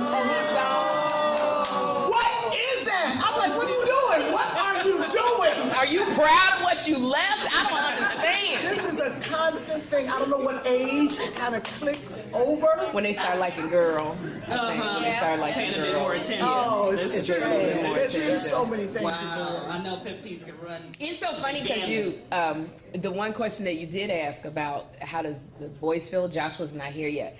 But with Jeffrey, because he's 17 years old, he's in his awkward stage, pimples, he likes girls, just got a girlfriend. he said to me, because he had done something in Starbucks, and I looked at him and I said, ooh, this is going to be a good story on the talk show about Jeffrey. Everybody loves hearing about Jeffrey. And we got in the car, the Uber, and he turned to me and he said, Mom, I'm not a story. I don't want you to talk about me anymore. I don't want you to show my picture. And everything he said, I was like,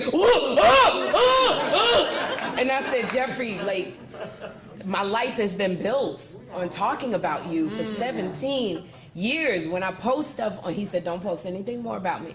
I said, when I post stuff, we're like Lucy and Ricky. And he said, I'm not a story. Because one of his teachers said, your mom makes everything a story, and he didn't like it. He said, I don't want you to talk about... I need you to go back and talk to that teacher. I know. But when I talked to her, I talked to Wanda Sykes, her kids are teenagers. I talked to Garcelle Beauvais, her kids are teenagers. They go through the stage, because they don't want everybody knowing. Because people go up to Jeffrey and they say, Jeffrey, you got a girlfriend? And I don't realize, for me, it's a joke. I didn't realize that people, because I flash this picture all the time, that people come and they just say, I'm used to it. And then my family said, well, Sherri, you asked for this. Jeffrey did not. And I said, well, then why God give them to me? That's material. And I tell you, it really, I went in my room and I cried. I still get emotional because I love sharing about this boy of mine.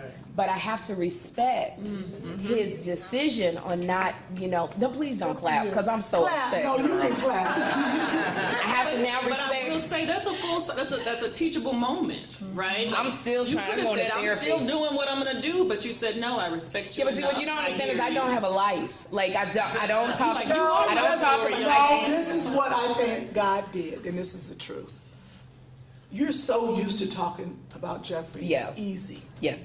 You're at a new level, and now he has to give you a new challenge. I said that to you yesterday. No, you didn't. This is my baby. Those are words God gave me to give to her. You don't get me turning God's words on you back on me. Ask another question. Before I turn it over to the audience, my final question is... Man, this is hilarious. What advice do you give aspiring creatives that may be in the audience tonight, or we may take messages back to them, but especially as the Regional Arts Commission, as the chair, I must ask that you leave us with a little bit of inspiration, if you will. What advice do you have to give? My number one mantra is run towards the thing you fear. I just said that to you. Didn't I just say that?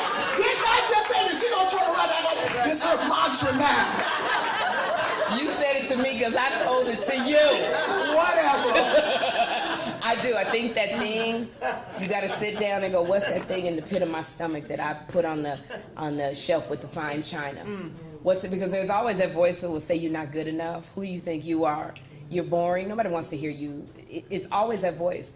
But once you start running towards it, because on the other side of fear are all of the blessings.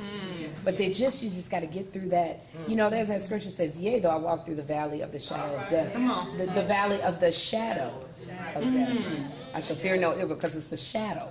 And so on the other side is where everything happens for you, if you can just get past the false evidence appearing real. And when you get over on that side, and when you start saying, you got to say to yourself, that's why I love Good Morning Gorgeous. Mary J. Blige kept saying, you have to stand in that mirror and look at yourself and go, I love who is looking back at me. Because you will always have those voices that say you're not enough. And you have to say, I am enough. What I bring is enough. And on that other side, the world will open up for you. You know what kills me? That's what? Before you did your 100th episode of your talk show, you didn't have all these quotes and things. You've been practicing for, no. Yeah, well, I've been practicing for 18 years. Practicing, but you got this. 18 years. You've been doing because you ain't never put it all together like that. You had like little bits and pieces, and now you done did the show 100 times. And that was really good. It's been 18 years, and that's another thing. Just because you have a dream, just because it's a no, it may mean not right now. Because sometimes you have to, may I say this, and I'm going to turn it over to you. Go on and Sometimes say you, I sometimes you have a dream, but you have to mature into the dream. Because if it becomes a reality and you're not mature enough, it won't work. And so with this talk show of mine, and Kym knows, on one of our podcast episodes, I cried because I said, I want to do a talk show so bad. And everybody keeps saying no to me. And I know I got it. And I heard a pastor say that very Sunday. Sometimes you have to mature into the dream. But it doesn't mean that it's not, that it's a no. It just is a not right now. And for me, it has been 18 years of people saying no to me. I've had so many no's. But I know had I gotten that talk show 18 years ago, you wasn't ready. I wasn't ready. Whatever you told me to do, if it's gonna make people laugh, I'd have done it. Stand on my head, I would have done it, and it would not have lasted because I didn't know who I was.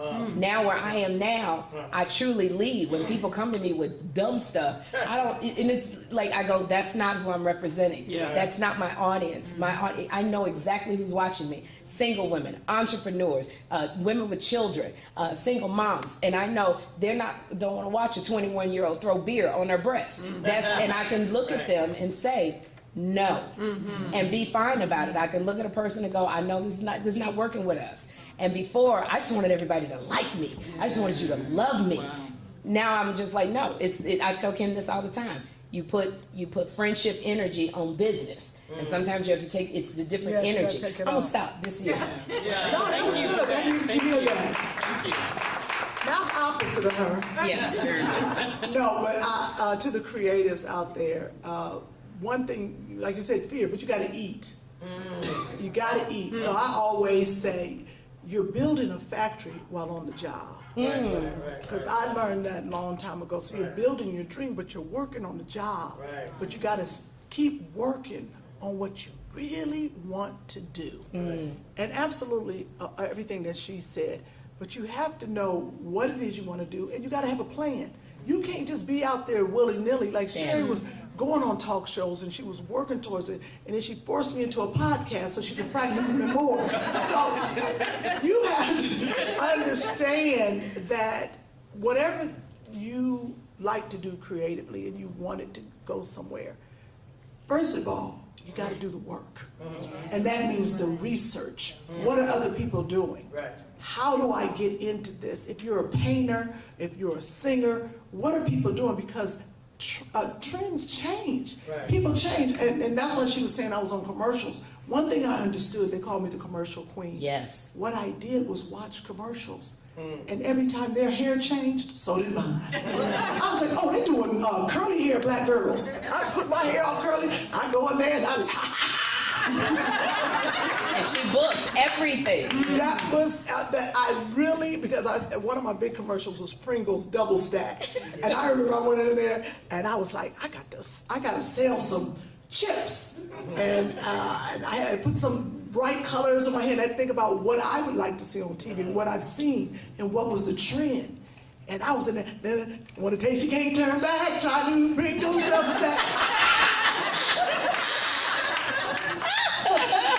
So therefore, that's what I'm saying. So you have to see what other people are doing and what the trends are. If you're an artist, what's going on and where to go. And don't be afraid of social media. Go on the TikTok. Everybody, you got to see what everyone's doing and how to get there. And get all of it to see where it's going. Etsy, if you're into the arts and stuff like that, you got to see what people are doing, because people now that there's what we call the superhighway thing in the 80s, that it has opened up the world to opportunity. People can find you no matter what you do, and there are people looking for your talent. That's right. There are people.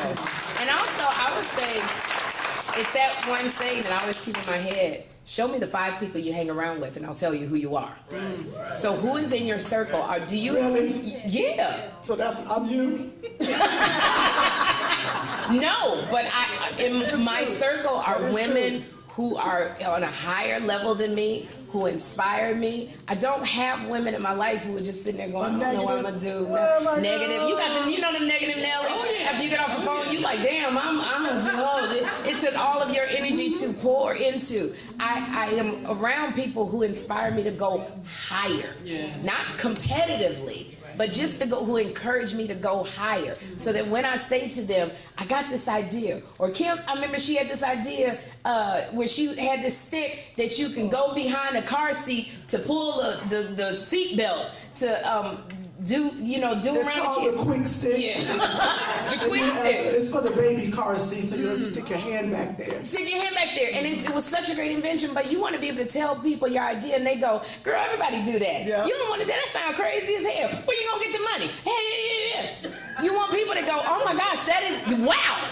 Why didn't I think of that? You're going to do well with that. Yeah. And you want those kind of people around you, because you got to trust the people who are going to help you, who are going to undergird you. So you don't tell everybody, but you want to make sure that your close circle are people that are going to take you higher, and that you're going to do the same for them. Yes. And stay ready, so you don't have to get ready. Ooh! What that mean in the practical? That means that lady on your talk show, Partake Cookies, she was ready. She saw the investor. She went to him. She didn't have to go back home and say that. She was ready. She was like, look, I got this idea for this cookie, blah, blah, blah, blah, blah. I need some investors. Oh, let's hear more about it. Not, oh, I got this thing. Can I get your card? They were ready. Right. Don't let fear stop you. They were ready. And that's one of my peeves when I say, well, Miss Sherri, can I do your makeup, or can I, do it? And I go, well, do you have a card or something? And they go, take my number. Ain't nobody gonna call you. I'm not calling you. No, I'm not taking it. But I want to take a second for another creative in the room who is also doing that. She's been in the game of comedy for years. Oh my gosh! And I've seen her a long time. I was like, this girl is funny. One of the best. One of the best. Men can't even follow this one. Yeah, this woman is really funny. Why is she going before us on the show tomorrow? I don't even know we're gonna be able to follow. Oh no, I got some juggling bears coming out here. Oh my God! This woman here. But she is one of our friends. But she too has to break through so the world can see. Oh my gosh! B flat. B flat. She's gonna be on the show with us tomorrow. She'll be on the show with us.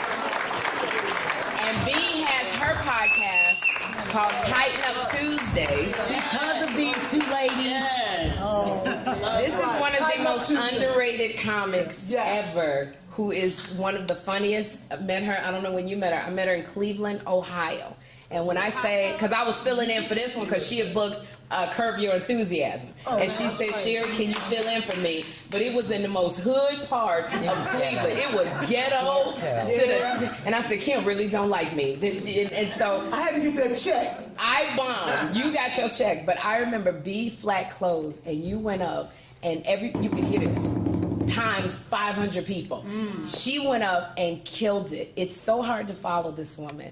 You have to, this one right here, the world gotta see it. And when the world sees you, I thank you all because y'all introduced me to a world on a whole nother level, and I appreciate it because my podcast is under these ladies. So what is your podcast? But I want y'all to, what is your podcast about? It's DIY. Tightening up. My podcast is called Tighten Up Tuesdays. I teach you how to use the things that you already have. Like I fly around the U.S. flipping people's spaces with like $200 or less. Oh wow. So and then we list all the things that we flipped. The last flip I did in Orlando in an apartment, we flipped 31 things. Wow. So that's what we do. We go through the budget. And the great thing about these two women starting my podcast, now that they kicked me off, my podcast, not that they kicked me off, they don't pay for my shit no more. Because they don't need to, because my podcast followers, they pay for the podcast. They pay for the project. They pay for my computer. Sherri started all that. Like, she needs a new computer. Her husband gave her an old-ass computer. The podcast people raised the money, they bought it, and now to this day, they still pay for everything. Wow. They pay for me to fly around, to do the flips. They told me stop doing the Cash App reports. They said I'm too transparent. They was like, we don't want to hear about no money no damn more. And I was like, good, because now that I'm going to spend it, and I don't care where it goes. And she's a proud Delta. This one right here. Yes, I am. I play right here in St. Louis, Alpha Omega Chapter, Fall 89. And I'm branded. This girl got a brand. It ain't many people. She's the GOAT. Ain't many people with a brand. I'm the GOAT. Okay, Thank Yes, you so I have to much. So B flat, that's one of my other girlfriends. This is fantastic. We want to turn over to the audience for a few questions. Just a few questions. Stay up here. Stay. Oh, I'm going to give my other Oh, okay. roar. Who has a question in the house? We can see. Yes. Oh, yes, please. Stand up and speak loud is what we're hearing. And breathe. We have a Joshua as well. He's in Hollywood. I will introduce you to him too. He doesn't like the UA at the end of his name, but but you know how it goes. But we had to give a shout out to Jennifer Lewis, another St. Louis. You know, but anyway, Jennifer. I got two names for you guys, and I won't frame the question. I'll let you go with it. Ricky Smiley, Gerald Levert. Go ahead. Oh, Ricky Smiley, I was just with him, of course, last week. He lost his son. He's a great friend. And Gerald Levert, of course. Tell him about Gerald Levert. We don't have enough time. But growing up, actually, I just talked to Eddie. He wanted to marry her. Yesterday. So we are childhood friends, and we always said when we turned 50 that we were going to get married. Well, Gerald obviously left this earth, but we were great friends. He's the one that took me out to Los Angeles. That started my career. Went out there with Levert. They were doing Soul Train, and I was like, "Can I go?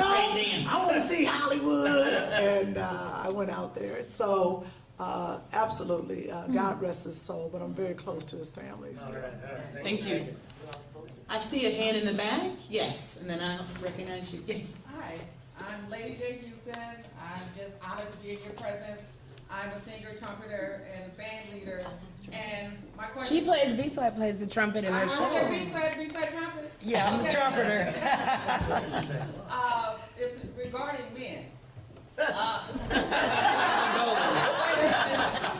As a female band leader, I run into a lot of attitude, and then I hear people will say things because I want things a certain way. It's like I don't have a right to want things my way, and so you get the stigmas and things come in to play. And then on the flip side, and then that casting couch stuff is still seems to be out there. So how do you all deal with those kind of things? Wow, that was a lot. Well, you also, because you book a lot of comics, you have to be the boss lady. I am the boss lady. Yes.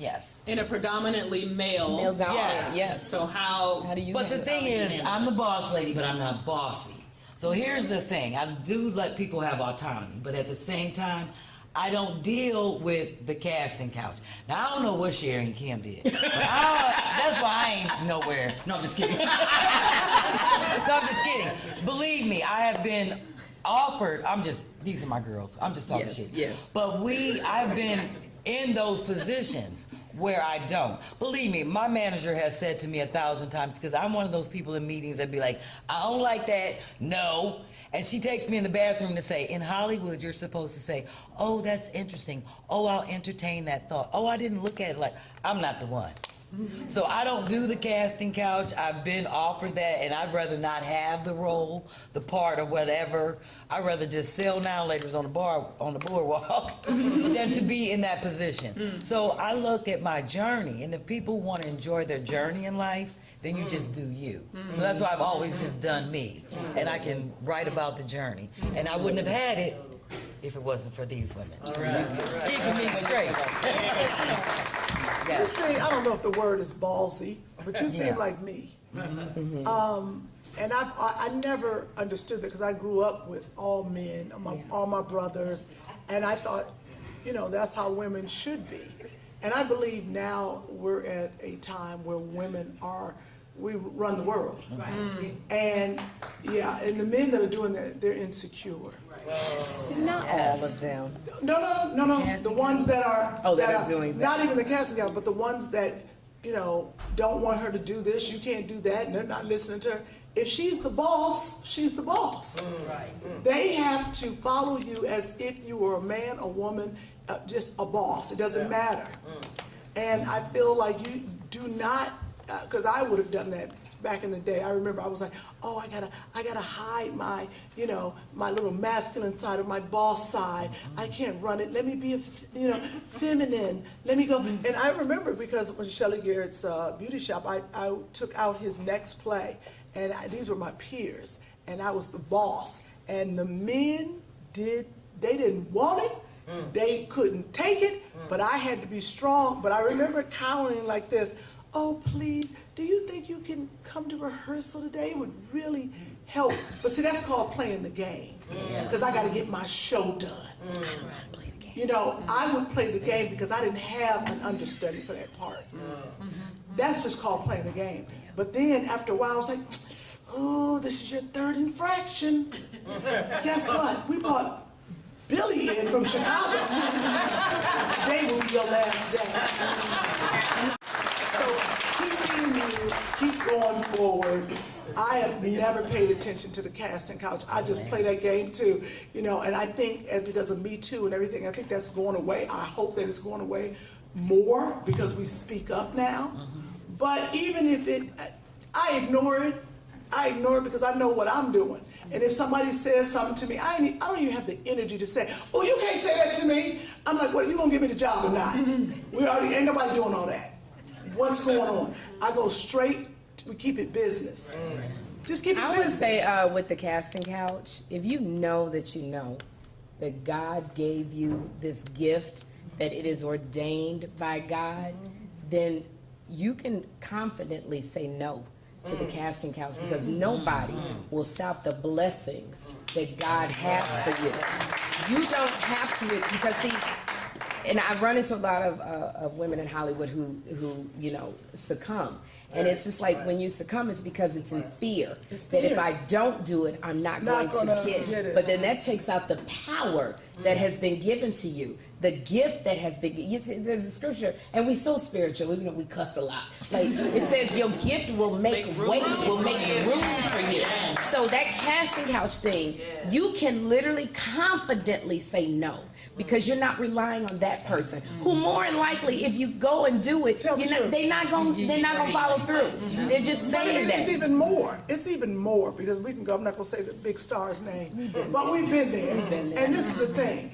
I remember I was supposed to be his wife in this movie, and I remember I was doing another TV show, and he came to my trailer and all this, and I said to him, I said, you know, it's interesting, you know, we're just gonna be friends, and he knew what I knew. I said, because I want to work with you continuously through my career, because had I done that, do you think he would have hired me later?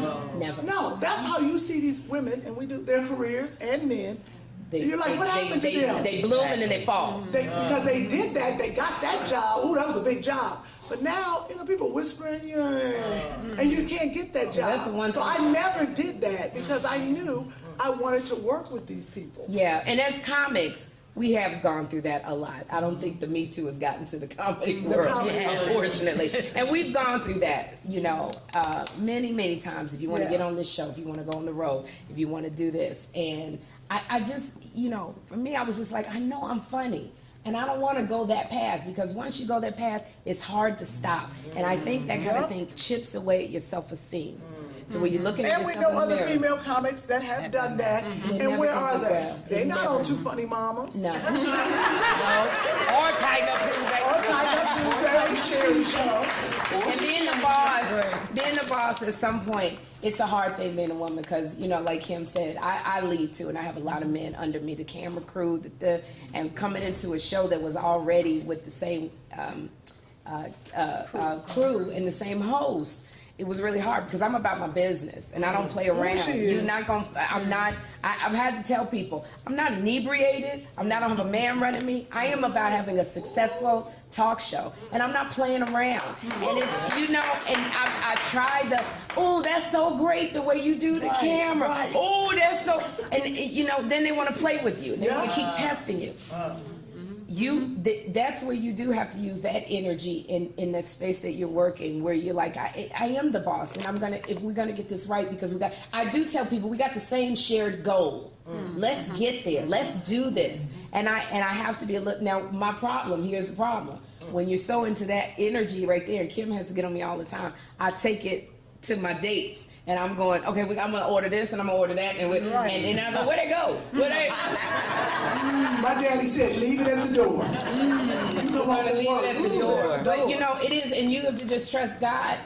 He's guiding you. I'm always saying, give me guidance. Show me how to talk to people. Show me these people the way you see them. Because some, I can be a little bit more nurturing. There, you know, there's a gentleman on our thing. He lifts up my door after when I'm supposed to come out. He lost his wife for 37 years. So with him, when you don't do stuff right, I can't be, John, why didn't you do, you know, I have to be very tender. I gotta hug him first, because he's hurting. And that's what God has shown me. So that's why I always ask, show me the people that are under me and how I'm supposed to deal with them, and show yourself, show it to, you know, so let me be a conduit of you.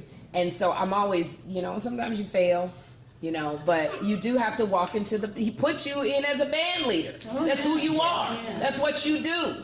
And I'm also loving hearing this value of integrity, right? This private honor that all three of you are holding true to.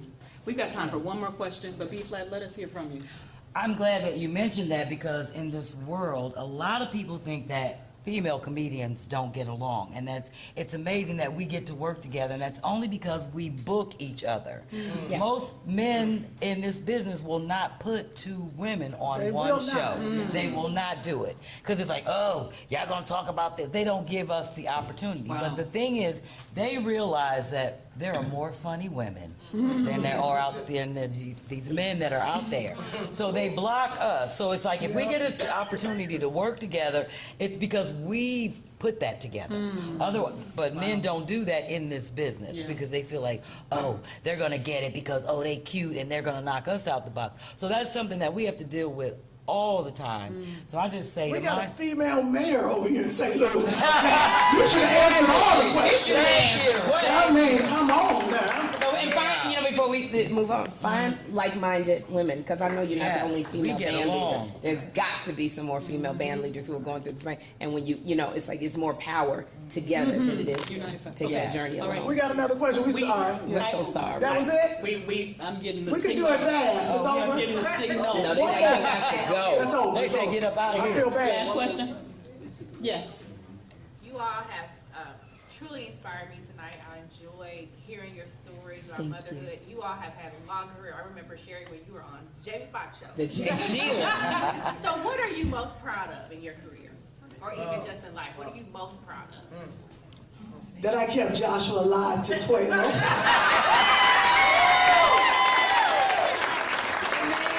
You know what? That's a really good question, and I would say I'm most proud of being a mother, and I'm most proud of, because you know, it's like that's my first assignment, is being a mother. Everything else pales in comparison, and I feel like when at the end of the day, when he looks at me and says, "Did you do what I asked you to do?"